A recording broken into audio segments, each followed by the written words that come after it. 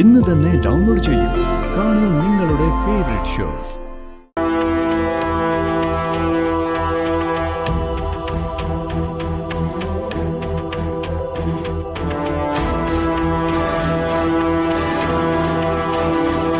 ഇത് എന്തൊരു അഹങ്കാര!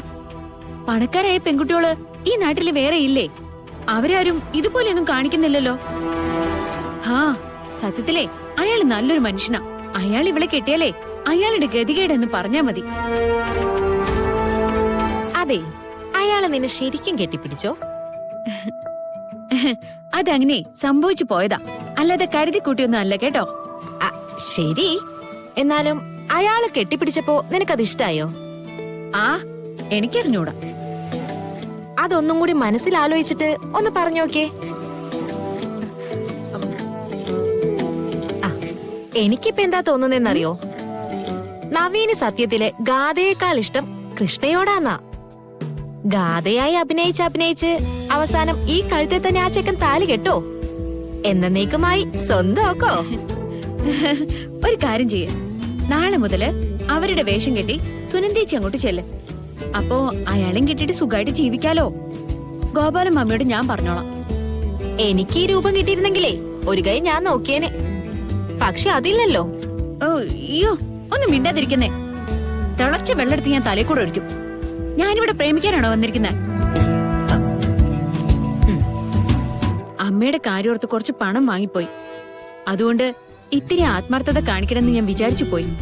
അതാ ഞാൻ ചെയ്ത അബദ്ധം. അല്ലാതെ ഇതിനൊക്കെ എനിക്ക് എന്താ? അയാള് വരെ സംസാരിക്കേ, അത് കഴിഞ്ഞ് അയാൾ അങ്ങോട്ട് പോവും. എനിക്കിതൊന്നും ആലോചിച്ചോണ്ടിരിക്കാൻ സമയമൊന്നുമില്ല. പിന്നെ അവരെ ഇടയ്ക്കിടയ്ക്ക് പറയുന്നില്ലേ ടൂള് ടൂള് എന്ന്. കാശുകാർക്ക് നമ്മൾ അങ്ങനെയൊക്കെ ഉള്ളൂ സുനന്ദേച്ചി. കണ്ടിട്ടില്ലേ ചിലര് പണിയൊക്കെ കഴിയുമ്പോ ഉപകരണങ്ങളൊക്കെ വലിച്ചെറിയുന്നത്? അതാണ് എന്റെ നിങ്ങളുടെയൊക്കെ സ്ഥാനം.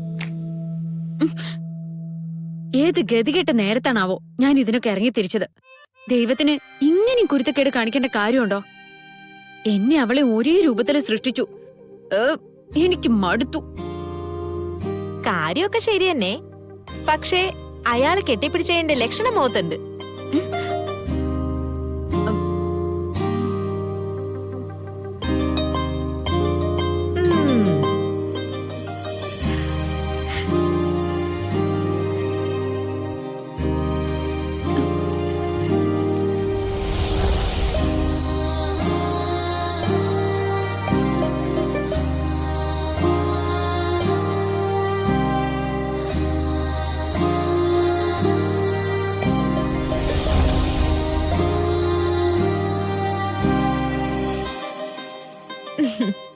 തപ്പി നോക്കിയാലൊന്നും പോവില്ല. അതെ, നാണം കൊണ്ട് ചുമന്നതാ. സുനന്ദേച്ചിക്ക് വേറെ പണിയൊന്നുമില്ലേ? നാണം കൊണ്ട് ചോന്നു പോലും. ഇനി അതുകൂടി കേട്ടാ മതിയാ ഭദ്രകാളിക്ക്. അവൾ എന്നെ പിടിച്ച് ഇവിടെ ഇട്ട് കൊന്ന സമാധാനാവല്ലോ അല്ലേ?